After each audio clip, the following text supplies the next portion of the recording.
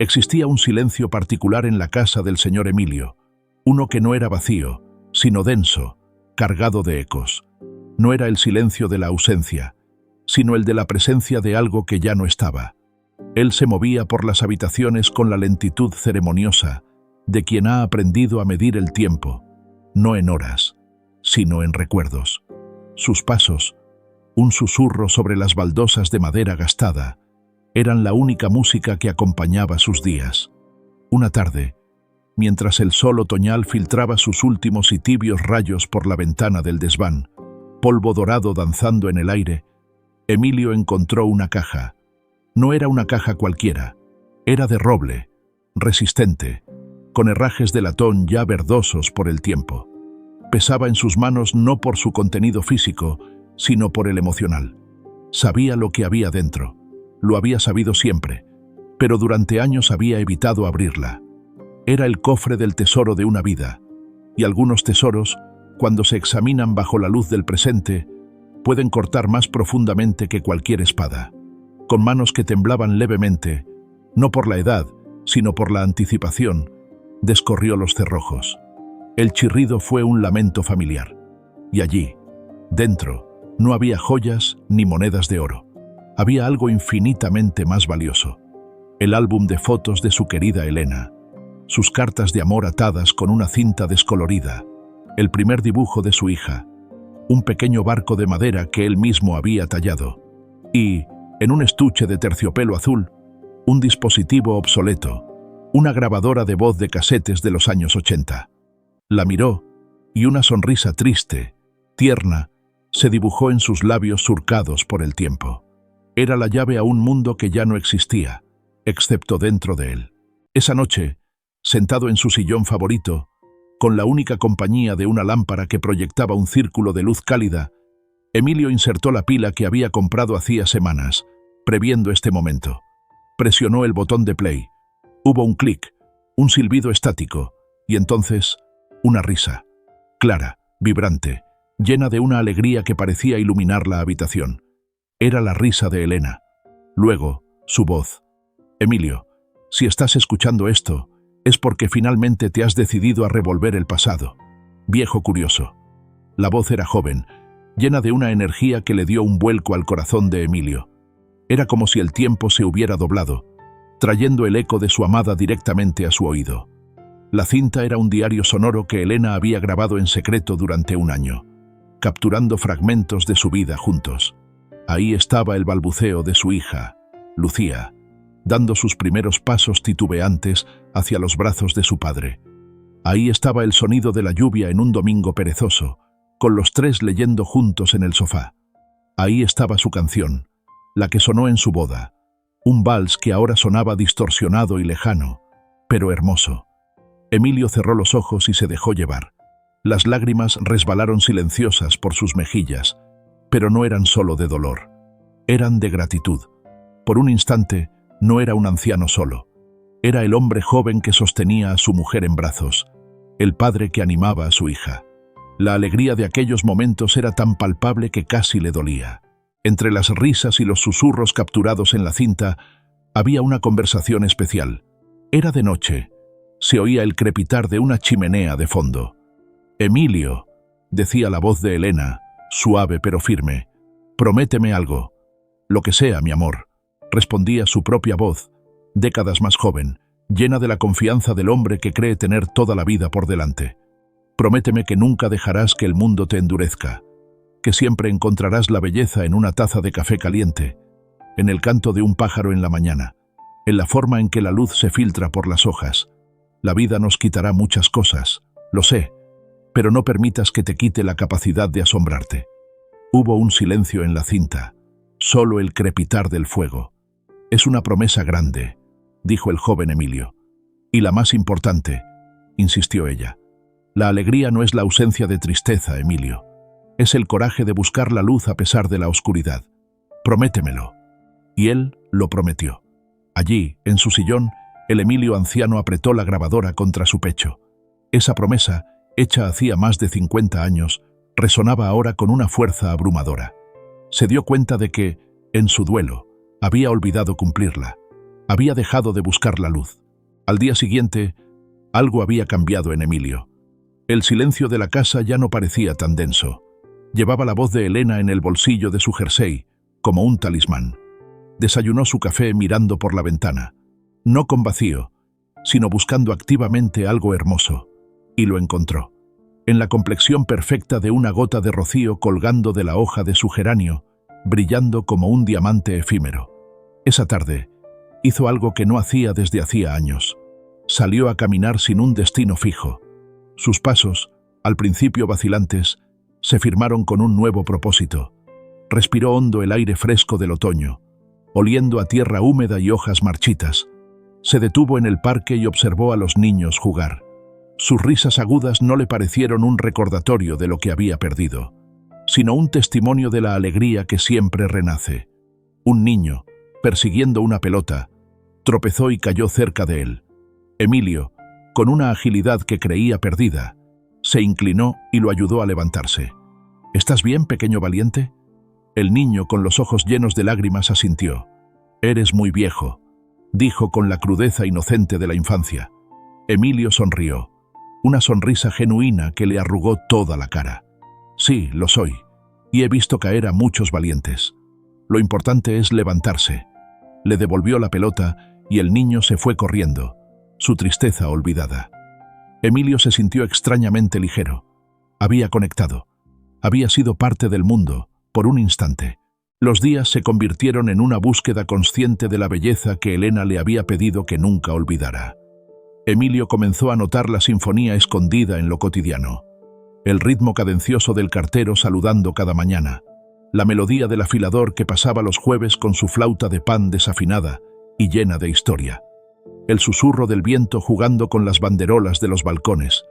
Visitó la pescadería donde el señor Anselmo, tan viejo como él, siempre tenía una anécdota de su juventud en el mar. Fue a la biblioteca y pasó las páginas de un libro de arte, maravillándose ante los colores que los genios habían capturado para la eternidad. Incluso empezó a dar migas de pan a los gorriones en el alféizar de su ventana y aprendió a distinguir sus gorjeos, cada uno con una personalidad diferente. La tristeza por Elena no se había ido. Era una nota baja y constante, como el bajo de una canción compleja. Pero ahora, sobre esa base, se tejían melodías de alegría simple y serena. Comprendió la sabiduría de la promesa. No se trataba de ignorar el dolor, sino de negarse a permitir que fuera la única música de su vida. Su corazón, entumecido durante tanto tiempo, comenzaba a sentir de nuevo, y cada sentimiento, agridulce o alegre, era una prueba de que estaba vivo. Una tarde, en el banco de siempre del parque, con la grabadora reproduciendo suavemente una vieja canción de bolero que a Elena le encantaba, una mujer se sentó a su lado. No era mucho más joven que él, con el cabello cano recogido en un moño elegante y una sonrisa amable. «Disculpe», dijo ella. Su voz era clara y calmada. «Esa canción, Sabor a mí, mi esposo me la cantaba». Emilio bajó el volumen y le sonrió. «A la mía también, a Elena». Un entendimiento inmediato pasó entre ellos. Era el reconocimiento mutuo de quienes han amado profundamente y han sobrevivido a la pérdida. Se presentó. Se llamaba Isabel. Hablaron durante horas, no solo de sus cónyuges fallecidos, sino de la vida, de los libros, de lo extraño que era envejecer en un mundo que parecía girar cada vez más rápido. Isabel era viuda hacía 3 años y compartía esa lucha entre la paz de los recuerdos y la soledad del presente. Por primera vez en años, Emilio no se sintió solo en su experiencia. La compartición fue un bálsamo. Isabel le contó que era profesora de piano jubilada. «La música», dijo, «fue lo que me salvó. Cuando las palabras fallan, siempre quedan las notas». Él le habló de la caja, de las cintas, de la promesa. Ella asintió, comprendiendo perfectamente. Ella era una mujer sabia. Buscar la belleza es un acto de rebelión a nuestra edad. Con Isabel, Emilio encontró una complicidad que no sabía que necesitaba. Se convirtieron en compañeros de caminata, de café, de silencios cómodos. Un día, tras una de esas caminatas, Emilio la invitó a su casa. Le mostró la caja de roble, con la solemnidad de quien muestra un relicario. Le dejó escuchar un fragmento de la cinta, la voz de Elena pidiéndole la promesa. Isabel escuchó con los ojos cerrados, y cuando terminó, tenía lágrimas quietas en los ojos. «Es un tesoro», susurró. «Una parte de ella vive ahí». «Temo», confesó Emilio, por primera vez verbalizando su miedo más profundo, «que cuando yo me vaya, esta voz se pierda para siempre. Lucía, mi hija, vive tan lejos, y su vida es tan ajetreada. Estas cintas, para las nuevas generaciones, son solo chatarra obsoleta». Isabel lo miró con determinación. «Entonces no debemos permitir que se pierda». Sacó de su bolso un pequeño dispositivo moderno. «Esto es un digitalizador de cassettes. Conecta la grabadora aquí y convierte el sonido en archivos digitales. Podemos pasarlos a un ordenador, a un teléfono, a la nube». Emilio la miró perplejo, abrumado por la tecnología. Isabel sonrió. «No te preocupes, yo seré tus manos. Juntos le daremos a Elena la eternidad que se merece», con un tono de asombro y reverencia tecnológica. Durante una semana, las tardes en la casa de Emilio se llenaron de un proyecto sagrado. Isabel trajo su portátil y conectó los cables. Emilio, con sumo cuidado, manejaba la vieja grabadora, cambiando las cintas, limpiando las cabezas de lectura con un hisopo de algodón. Era un ritual extraño y hermoso, la tecnología más antigua y la más moderna uniéndose para salvar un legado de amor. El software dibujaba ondas de sonido en la pantalla, formas verdes y azules que representaban risas, palabras, suspiros. Para Isabel eran datos, para Emilio eran los latidos de su juventud. Cada clic del ratón que guardaba un archivo era como poner una piedra preciosa en un cofre indestructible. «Este lo llamaremos la promesa.mp3», dijo Isabel, guardando el fragmento más preciado. Emilio observaba, maravillado. «Es como hacer un fantasma real», musitó. «No es un fantasma», corrigió Isabel suavemente. «Es una esencia, y ahora es inmortal». Le enseñó a Emilio a reproducir los archivos en una tableta que le regaló su hija y que nunca había usado. Ver al hombre anciano, con sus dedos temblorosos tocando la pantalla y haciendo que la voz de su esposa resonara en la habitación, fue un momento de pura poesía. La tristeza de la pérdida se transformaba en la alegría triunfante de la preservación. Durante una semana, las tardes en la casa de Emilio se llenaron de un proyecto sagrado. Isabel trajo su portátil y conectó los cables. Emilio, con sumo cuidado, manejaba la vieja grabadora, cambiando las cintas, limpiando las cabezas de lectura con un hisopo de algodón. Era un ritual extraño y hermoso, la tecnología más antigua y la más moderna, uniéndose para salvar un legado de amor. El software dibujaba ondas de sonido en la pantalla, formas verdes y azules que representaban risas, palabras, suspiros. Para Isabel eran datos, para Emilio eran los latidos de su juventud. Cada clic del ratón que guardaba un archivo era como poner una piedra preciosa en un cofre indestructible. «Este lo llamaremos la promesa.mp3», dijo Isabel, guardando el fragmento más preciado. Emilio observaba, maravillado. «Es como hacer un fantasma real», musitó. «No es un fantasma», corrigió Isabel suavemente. «Es una esencia, y ahora es inmortal». Le enseñó a Emilio a reproducir los archivos en una tableta que le regaló su hija y que nunca había usado. Ver al hombre anciano, con sus dedos temblorosos tocando la pantalla y haciendo que la voz de su esposa resonara en la habitación, fue un momento de pura poesía. La tristeza de la pérdida se transformaba en la alegría triunfante de la preservación. Con las voces del ayer ahora seguras en el presente, Emilio sintió una paz profunda. Pero aún quedaba una cosa por hacer. Se sentó en su escritorio, tomó su pluma estilográfica y un papel de carta grueso. Escribió a su hija Lucía. No un email rápido, sino una carta de puño y letra, donde cada trazo contenía su cariño. «Mi querida Lucía, espero que esta carta te encuentre bien, rodeada del ajetreo feliz de tu vida. No te escribo por nada urgente, sino por algo eterno. He estado revisando la caja de mamá». Le contó todo. La finding de las cintas, el dolor y la alegría de escucharlas, la promesa que había reavivado, su amistad con Isabel y el proyecto de digitalización. Le habló de la belleza de encontrar la luz en los pequeños detalles, una lección que su madre quería transmitirle. Adjunto en un pendrive todas estas voces. La de tu madre, la mía cuando era joven, la tuya de niña. Son tuyas ahora. Escúchalas cuando necesites fuerza, cuando quieras sentirte cerca de nosotros, o cuando simplemente quieras recordar de dónde vienes. Tu madre tenía razón.